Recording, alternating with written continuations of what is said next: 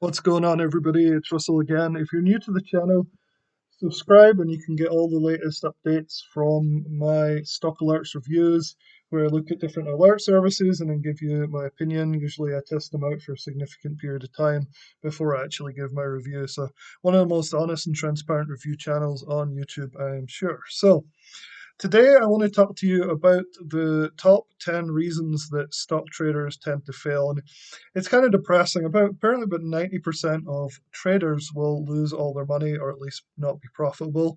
Only about 10% actually make significant money. And by significant, I mean minimum wage. um, there's like 1% make significant income, really, and the rest just kind of either break even or make some money. However, there's a lot of things you can do to try and avoid that. Basically, if you follow that 1%, you have a 100% chance of success, right?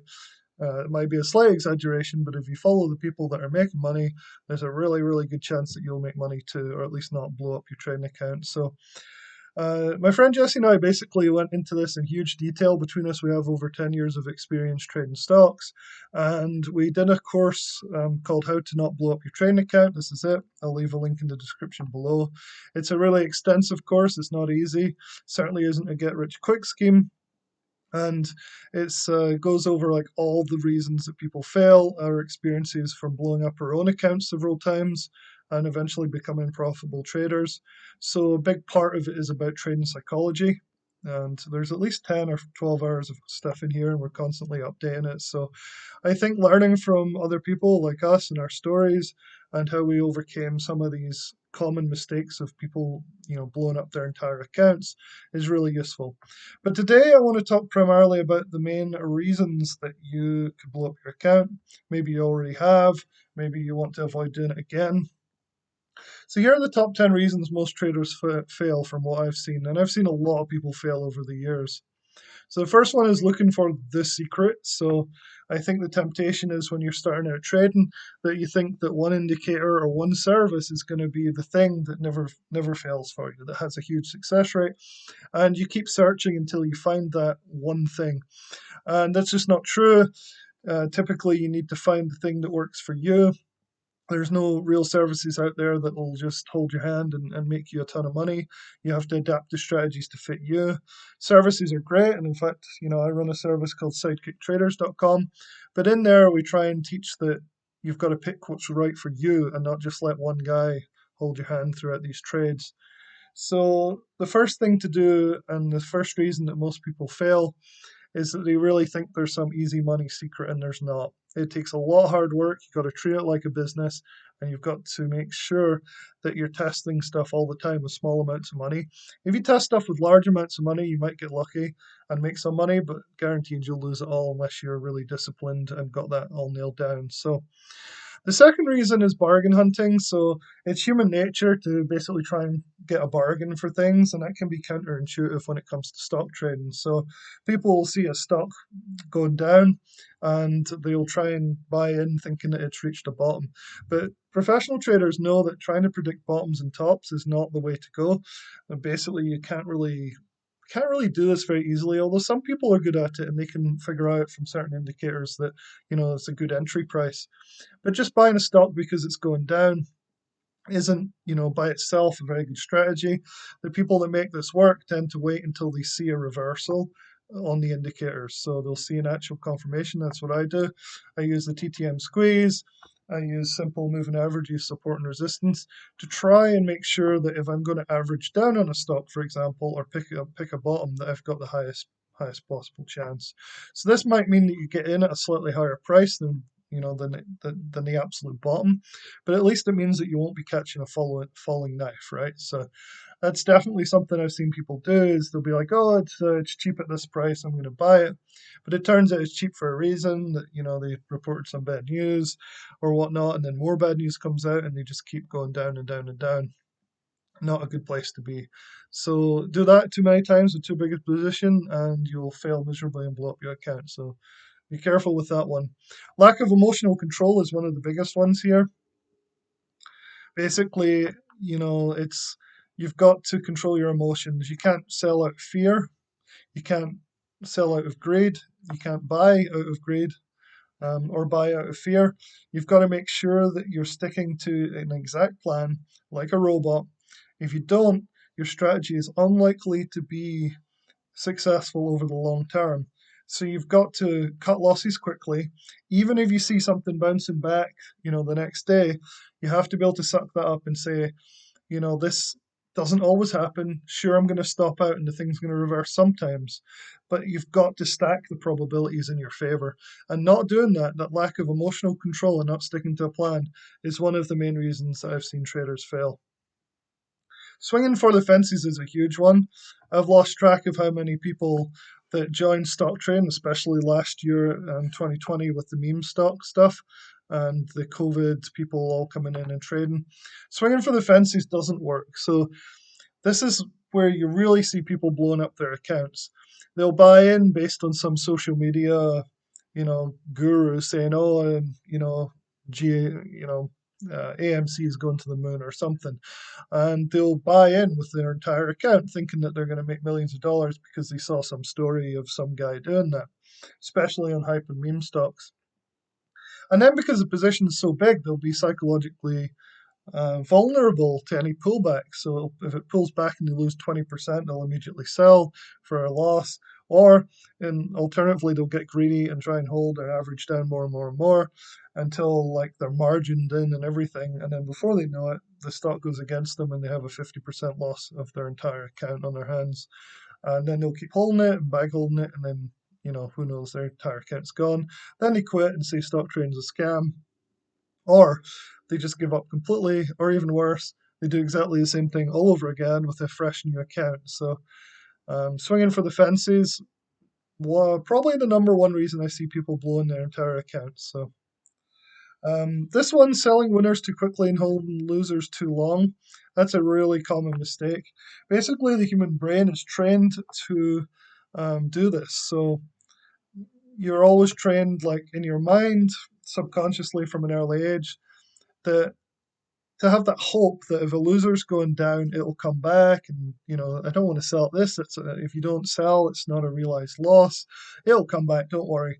So then it just goes down and down and down, and you eventually forced to sell for a huge loss. And the opposite of that, which just compounds this losing strategy, is that when winners are going up, you take your profits too quickly, you don't let them run. So then you have the worst of both worlds. You're not making big profits, but you are having big losses. So that's definitely one of the main reasons traders fail.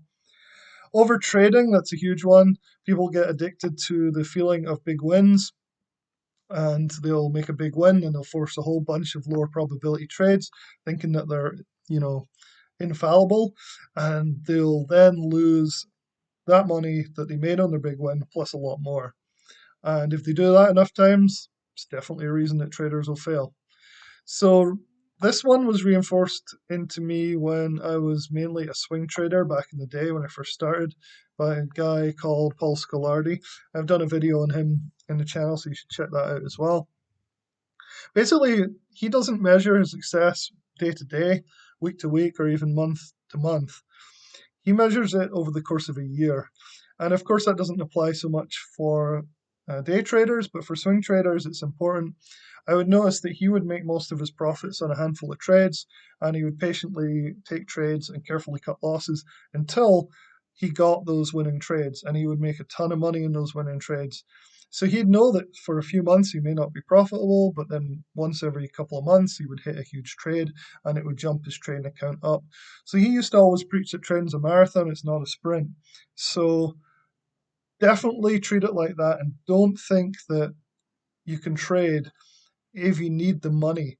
So people that are trying to make the money in order to survive, or they desperately need it, it's not going to work. You're immediately at an emotional disadvantage as soon as you are actually needing money to work. You have to be separated from that in some way. So the people that I see that are like, "Oh man, I need to pay off debt. I've got to turn this $10,000 into $50,000 by next month," they are usually the traders that fail. So, and that kind of comes back to one of the other really important things, especially this year, that I've seen, is this random reinforcement. So new traders, like I've seen so many people that will just jump on some meme stock and get lucky and make, double their account or something. And then they'll be fooled into thinking from this random reinforcement, this feedback, that somehow trading's easy. And they'll put more and more money into more and more plays, and eventually, even if they've doubled or even tripled their account, they'll give that all back plus more, because that is not a viable long-term strategy.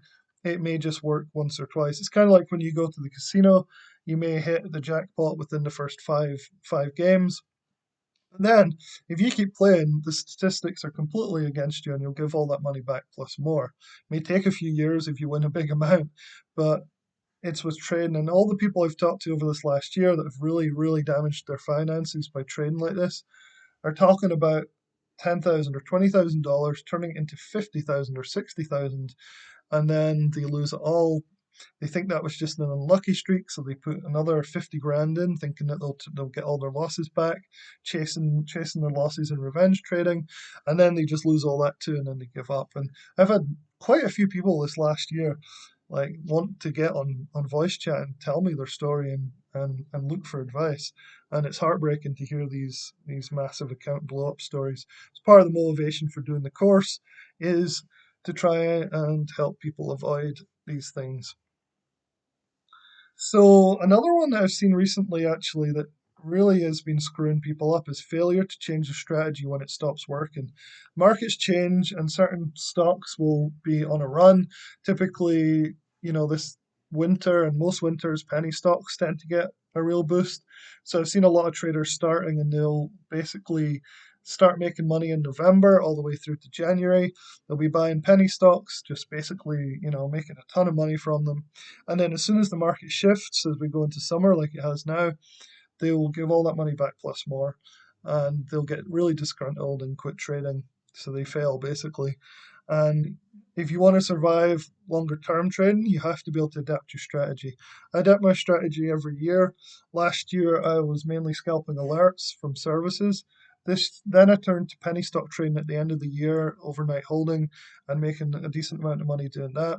And now that the market's changed a little bit, and it just kind of suits my style as well, I've adapted. And now I'm doing more swing trade monthly dividend investing. So that is working great for me at the moment. But if it stops working, I'll go back to the penny stock trade. And I've been looking at the market recently and seeing some of that coming back. Breakouts are actually holding up. So now it's looking like I might actually start day trading a bit more again. So, and then finally, the last thing here is having a good mentor or peer group. So people think that they can just follow some unknown anonymous guy on social media just because he has a really high, or a really big following, and that doesn't necessarily mean that you'll be successful following his trades. Often these guys are pump and dump artists, or just not that as skilled as they seem. So you might make a few lucky trades with them, but then you'll end up losing your money. And I don't recommend following social media guys. I think finding a mentor or a good peer group, whether it's on Discord or one of these paid services that you test out and really like, is probably the best way to avoid this downfall of not having a mentor or peer group. So put in the work and the time and treat it like a business, and you'll probably be able to avoid the 10 reasons that most traders fail. So I hope that's helpful, and let me know if you've ever blown up your account or if you've really fallen prey to any of these common mistakes. All right, thanks again. Cheers.